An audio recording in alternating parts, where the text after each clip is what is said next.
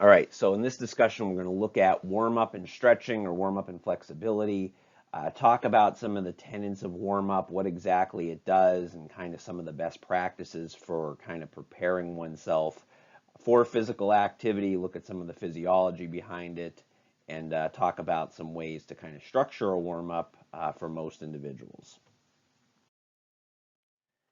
So the benefits of a proper warm-up. So this is a discussion board post that I want you to address. What do we look to accomplish with a warm-up? So I want the specific physiologic benefits of the warm-up, and you can see these in your reading. Okay, it's actually a pretty long list, but I want you to get all of them down because it's important to understand all of the things that kind of come out of doing a warm-up. And if you kind of know that, then it kind of leads you into sort of a better idea as to really what you should be looking to include in a warm-up. As we've seen through research and everything over the years, a lot of the attitudes towards warm-up have changed. So it's in that first part of your reading. It's a pretty long list of various physiologic effects, but make sure to kind of note all of them in that discussion board post. So warm up and static stretching. So again, in the past, we've looked at, a lot of people, way back when, and unfortunately even still now, use the bulk of their warm up to do static stretching. And it's interesting to note that research points out to dynamic stretching, dynamic mobility as superior to static stretching. In other words, even though, static stretching even still in some instances seems to dominate warm-up activities, through all the years we've done it, there's no benefit to showing that stretching by itself prior to activity reduces injury risk. So one of the other things as far as like trying to decide activities, look at the sport requirements. So different individuals, even within different sports, have significantly different. If you look at a quarterback versus a defensive back, as shown in the picture, there's different physical traits and things that they need to do prior to activity based upon what their primary activity is going to consist of. So you want to be able to look at that, look at injury issues as it relates to different athletes. So, look at the individual athlete. What do they need? Again, injury issues, look at males versus females, different sports, all of that, and that's something that holds true, within the program itself. But look within your warm up for things to specifically address based upon those needs. So when we look at the components of the warm up, there's two kind of general, or two general components to the warm up. One of them is the general warm up. So the general warm up, the goal of the general warm up is to increase heart rate, blood flow, increase muscle temperature, respiration rate, decrease viscosity in the joints, decrease tension in the fascia and soft tissue. And again, we can do that through various things, typically just kind of whole body activities, cardio, different types of cardiovascular equipment could help with this. Would also kind of include like some of the self-massage that a lot of people use to kind of help with if there's any, tension in fascia and soft tissue. Again, we do want our tissue to be pliable. So if that's warranted for that part of the warm-up, you can certainly include it. Then you get into the specific part of the warm-up. That's where we look at, well, what type of activity are they going to be doing? And we would put in specific activities that kind of address different movements and things of that nature as it relates to the actual activity that they're going to be including. So that would be like things like sprint drills, dynamic stretching, jumping, those sorts of things can be included in the specific part of the warm-up. Again, the whole warm-up, should probably last somewhere between about 10 and 20 minutes, just depending upon, it'd be more extensive or closer to the 20-minute mark. If they're doing a lot more movement-based activities, say they're doing like, speed work or sprint drills, stuff like that. Whereas maybe if they're kind of doing a more, specific type of session, it would get lower down and you would kind of shorten both of those. But around 10, 20 minutes, again, if you go a little over 20 minutes, that's okay. But that's about where the range where you kind of want to be.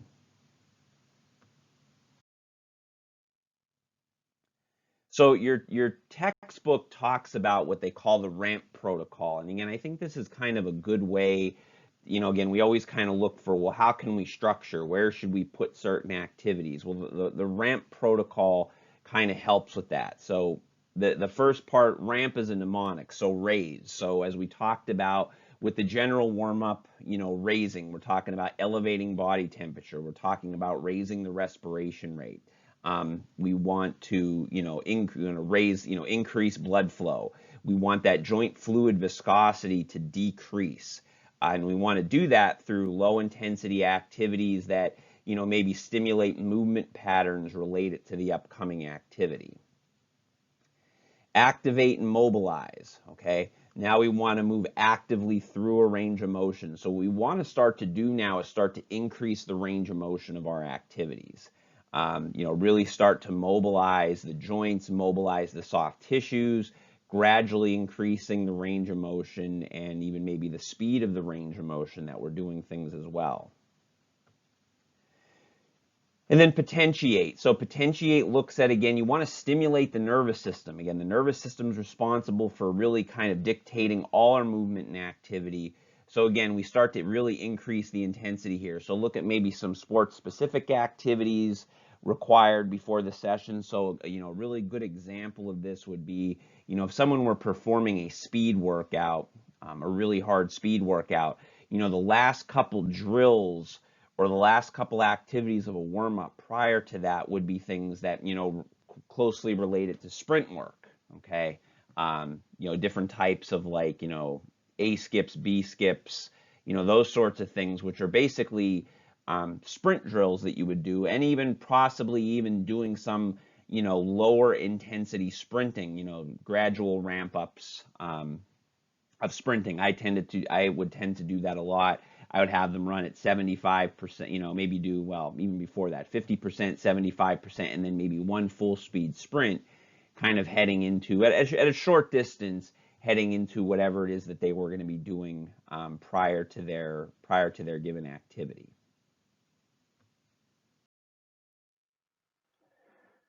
Okay, so looking a little bit at flexibility, and we're going to kind of talk about different types of flexibility and what it means as far as range of motion. So as we're kind of just defining things here, so range of motion itself. So range of motion and flexibility are typically categorized by two different things. Range of motion just looks at degree of freedom around the joint. So when you look at range of motion, there's obviously other things that affect that. So a muscular tightness, or if a muscle is a little more flexible, it doesn't just define range of motion by itself, because there's other tissues around a joint. There's joint capsules, ligaments, what have you around the joint that also impacts range of motion. Static versus dynamic flexibility are two things that we can kind of examine here when we're looking at all these different concepts related to mobility. So static flexibility is the range of motion possible about a joint and its muscles during a passive movement, okay? Whereas dynamic flexibility looks at during active movement. So dynamic flexibility involves voluntary contractions. Now, when you look at dynamic versus static, dynamic flexibility is typically greater than static because you're looking at voluntary muscle actions, plus some of the actions of the nervous system itself as far as reciprocal inhibition, which are some of the things we're going to get into later on in the discussion. But dynamic flexibility tends to be much bigger, much larger than static flexibility. When you look at flexibility and performance, again, you want to be flexible, in as far as range of motion and everything, you want it to be functional for the sport, okay? For instance, when you look at the two athletes in the slide here, the amount of flexibility and mobility needed is not the same, and being more flexible beyond what's really needed for the sport, or just to be beyond normal range of motion, isn't necessarily advantageous. So it's not that, you want to have optimal mobility essentially for the sport, and for what the person has to do. And as long as they have that and they don't have to compensate through other joints, in other words, they don't have to kind of get to other joints that need to be more from a stability perspective, they don't need to create mobility at other parts, then they don't really need to work beyond that. And actually, sometimes it could be detrimental. I once had a football player who was very flexible. So when I was doing my athletic training clinical rotation at Kings, he was very flexible. He was one of the linebackers, and he actually had SI joint problems. And his SI joint problems weren't caused because he wasn't flexible. It was actually because he was too flexible. So be mindful of that. So just stretching and stuff like that for the sake of doing it, really isn't necessary. Various factors affect flexibility. The joint structure itself, as you learn or will learn about in functional anatomy, joint structure dictates how much flexibility you're going to have. Age and gender. Older people tend to experience fibrosis in their soft tissue and in their muscles, so they tend to lose flexibility as they get older. Females tend to be more flexible than males. Muscle and connective tissue all obviously affect flexibility. We look at the whole concept of elasticity versus plasticity. So elasticity is the ability of tissue to kind of go back to its resting length after it's stretched. Plasticity is the ability of the tissue to kind of remain after getting stretched. And all your soft tissue kind of has a little bit of both qualities in it based upon how it gets stressed. Stretch tolerance, which is just the ability to tolerate stretch, which really when you're working on flexibility, that tends to be the biggest thing that tends to change the most. You don't get so much big changes in the muscle or other soft tissue, but you improve your stretch tolerance or just your ability to have the muscle get lengthened. Neural control affects flexibility. So the central nervous system and the peripheral nervous system, and we're going to talk a little bit about the neuroscience behind flexibility and stretching later on. Resistance training affects flexibility. If you resistance train through full range of motion, so strengthen the tissue actually allows you to be more flexible. So sometimes, if someone says they're tight, it might not be a tightness thing that gets resolved through stretching, but it could get resolved with strengthening. Muscle bulk affects flexibility. Obviously, if you have really big bulky muscles, that's going to affect your range of motion. You tend to see that in bodybuilders and things like that. They tend to not have as much range of motion and things like that because the muscles are so big. And one's activity level. So the more active one tends to be, typically those individuals will be more mobile and have more overall mobility. So frequency, duration, and intensity of stretching. So it's important to note a couple things. So acute effects of stretching on range of motion are transient. So yes, you can have an acute stretching session and have increase in range of motion. It's important to note that that's transient. In other words, that's not going to stay permanent. You need, in order for have longer lasting effects, you need a stretching program or need to continue on with doing it. So in other words, again, like I said, you can, just go and stretch now, and when you're done, you'll have larger range of motion, but that range of motion is not going to stay. It's something that needs to happen over a longer period of time. And again, like a lot of stuff with this, there's a lot of debate about how long to hold a stretch for, how often you have to do it, what type of stretching. Again, there's all different variables associated with that. For our sake, we're going to look at 2 sessions per week for a minimum of 5 weeks is needed to experience. This is a minimum to get any changes. And again, stretches should be held mild discomfort for 15 to 30 seconds, okay? So for our purposes right now, we're going to say 15 to 30 seconds. You're going to hear, I've heard that even upwards to 2 minutes is really necessary to really experience changes in the muscle length. So it's important to note that, again, as you go on, you'll kind of learn some, be reading some more research, and you may learn some different things as far as how to apply this information. When's the best time to stretch? Really, it's after competition, 5 to 10 minutes post session. So in other words, static flexibility or static stretching and things like that, that shouldn't be the bulk of what you're doing as a part of a warm-up. Warm-up should consist of more dynamic mobility type things, getting your body temperature up, taking your joints through range of motion, things like that. That should really be what the majority of the warm-up is. Now, we'll talk a little bit in class. You can still include some static stretching, but I always call it strategic static stretching when you're stretching prior to competition. So what does that mean? That means you look at muscles that tend to, again, there's muscles in our body that have a greater tendency to tighten and shorten. there's muscles that have a tendency to weaken and lengthen. And it's those muscles that have a tendency to tighten, shorten, that you really kind of focus your static stretching on if you're going to do some prior to activity. In other words, you only do what you absolutely need to. You don't need to do this full body static stretch. Save that for 5 to 10 minutes post or as a separate session. Either one of those is a much more effective strategy for static stretching, static mobility. And again, there's also other ways you have to keep in mind, because you've probably heard it or seen it. The person who, they say they static stretch all the time and nothing changes. Well, then maybe there's another issue at play there. Maybe it's a joint capsule issue. Maybe it's a strength weakness issue. So there's a lot of things that really go into range of motion and flexibility that you want to work on.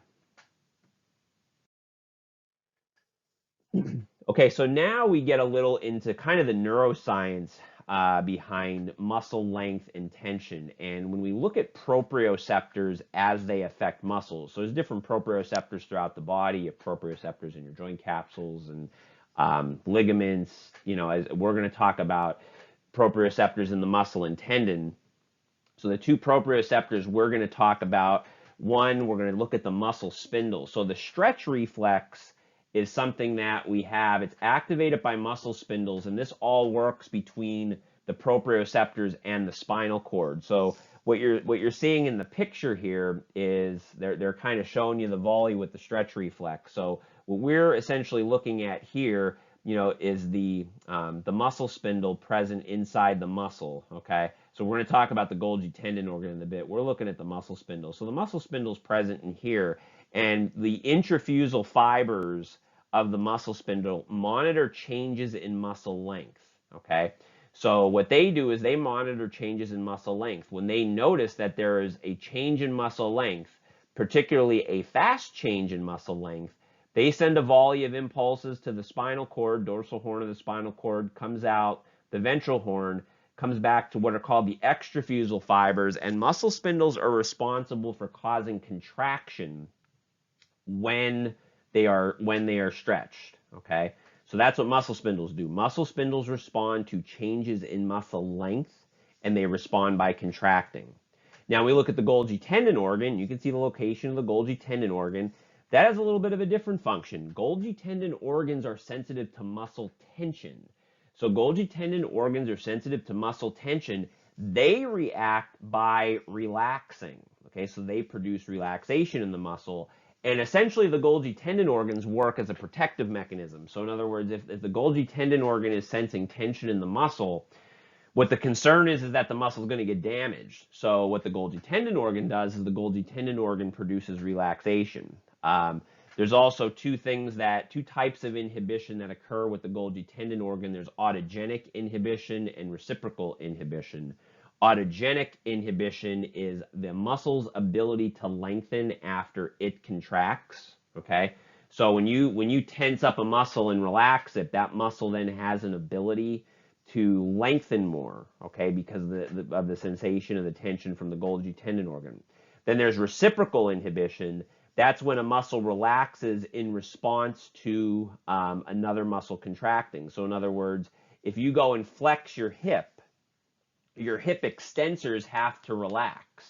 So the process of reciprocal inhibition, if you're flexing your hip, obviously you have your agonist hip flexors that produce hip flexion. Your hip extensors must relax in order for you to do that. So that reciprocal inhibition allows for that relaxation to take place. So these are the big, as far as the proprioceptors are concerned. So again, just note the different, where their location is and kind of how each one of them responds. So when we look at types of stretching, we have static stretching. Again, for the sake of our discussion, we're going to say 15, 30-second holds for static stretching. There's ballistic stretching where you use bouncing type movements. The problem with ballistic stretching is they could actually set off the stretch reflex. And as we know with the stretch reflex, that if we activate the stretch reflex, it actually causes the muscle to contract. So that's where ballistic stretching, where you're getting that bouncing kind of movement, it kind of has some limited properties. Now that's different from dynamic stretching or mobility. So Dynamic stretching is a different story. Dynamic and ballistic aren't the same thing. Ballistic has a characteristic bouncing type motion. Dynamic stretching is taking your body through a range of motion, either fast or slow, but still under control to help improve mobility. And this is really what the bulk of your warm up should look like based upon your activity.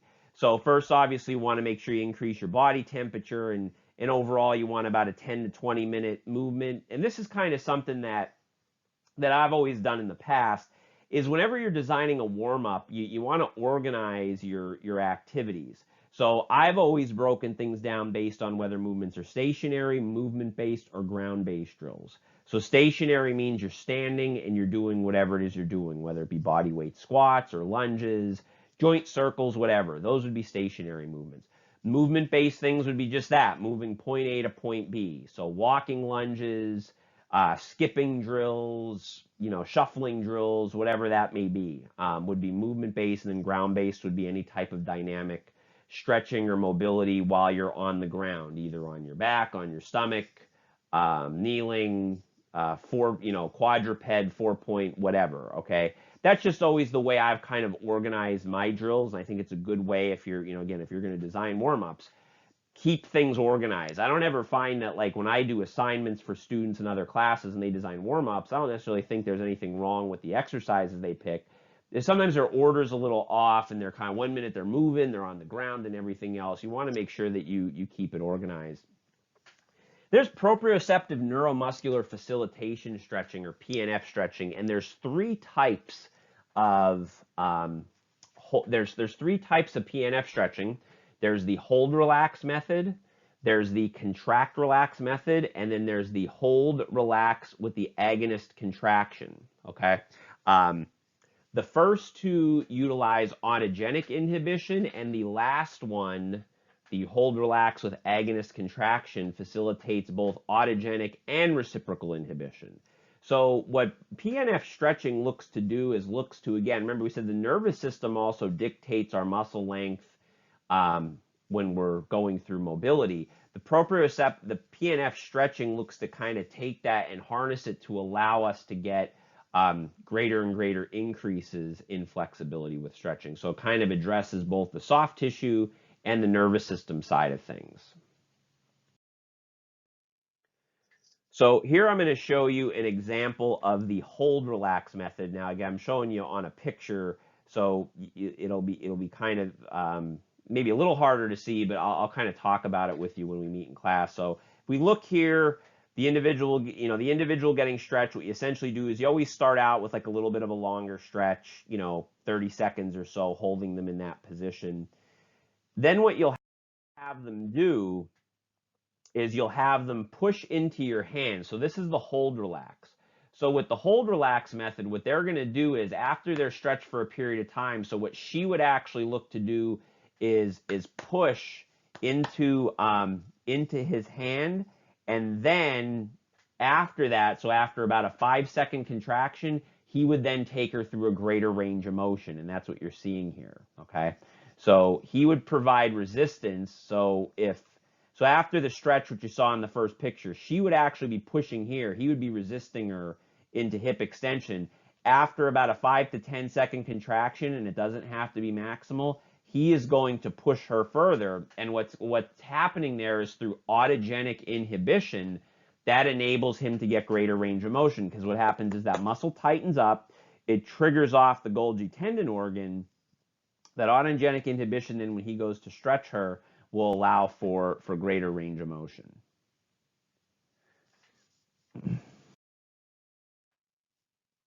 Now here, they're trying to demonstrate contract relax. So with contract relax, what's going to happen is, again, same idea, he'll provide a stretch. What she'll actually do as a part, the only difference between the hold relax and contract relax is he's going to resist her, but what she's actually going to do is he's going to actually let her leg come all the way back down. Okay? So he'll let her bring her leg all the way back down with the contract relax, bring it back up, and then she'll relax when she gets to the top, and he'll go through then a greater range of motion. So that's the difference there with the contract relax versus the hold relax. Contract, relax, she's actually going to take her hip through hip extension. So again, she's going to bring her, he's going to resist her, but she's going to bring it, he's going to only resist her enough and let her bring her leg all the way down, and then he'll bring it back up and stretch her further.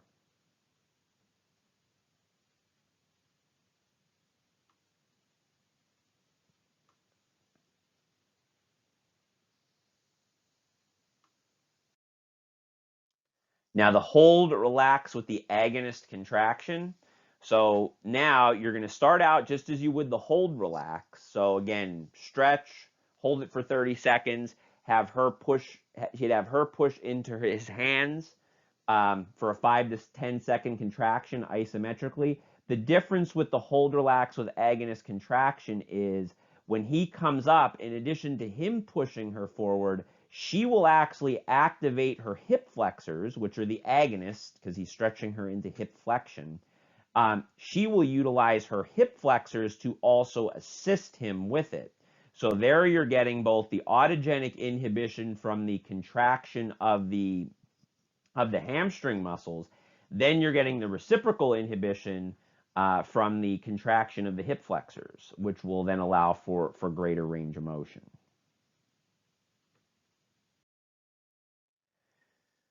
We're just showing, these illustrations are just showing some different pictures of stretches, and your textbook has plenty of them in too. So, certainly take a look at some of those. You're seeing different body parts. I actually don't really like this stretch that much because I think it puts too much stress on the anterior joint capsule of the shoulder. But again, they're just showing it for demonstration purposes. Some precautions anytime you're doing stretching, flexibility, mobility things. Again, anytime you have pain, radiating symptoms, loss of sensation, because usually that's going to be a sign. Obviously, pain can be a sign of a lot of different things. It could be a sign that the tissue is just injured or there's a problem. If you're getting radiating symptoms and loss of sensation, what that's telling you is you probably have neural tension somewhere. So you just want to make sure you address the cause of that. Be cautious with hypermobile joints. So someone has a hypermobile joint, they probably don't need to be stretching it or increasing their range of motion because that means they already have excessive range of motion. So you want to be careful with that. You always want to be careful with combination movements at the spine. So particularly flexing the spine and rotating the spine at the same time. I'm not a big fan of doing much stretching at the spine per se. I'm always of the belief that 9 times out of 10, if someone's having a tight back, it's because their hips are tight and their back's just having to work harder. Most of the time you find with those individuals, if you find that they have tight hips, you stretch their hips and their back tends to loosen. So again, I'm not saying you can't ever stretch the back 100% of the time, but it's just something you want to be mindful of because again, with a lot of movements, and I think even a lot of the classic stretches that people suggest actually put more stress on the spine as opposed to being good for it. So you want to be mindful of that. And utilize stabilizing muscles where you can when you're going through mobility. Again, joints throughout the body should be either mobilizing or stabilizing. You want to make sure that you're going through movements and you're not compensating anywhere. And these are our learning outcomes. So we'll talk a little bit more about warm-up in class. Again, I hope to have some maybe good discussion on this based upon people's experience in sports, because I'm sure most of you have played sports or maybe are physically active, and these are some things that we could certainly expand on in class.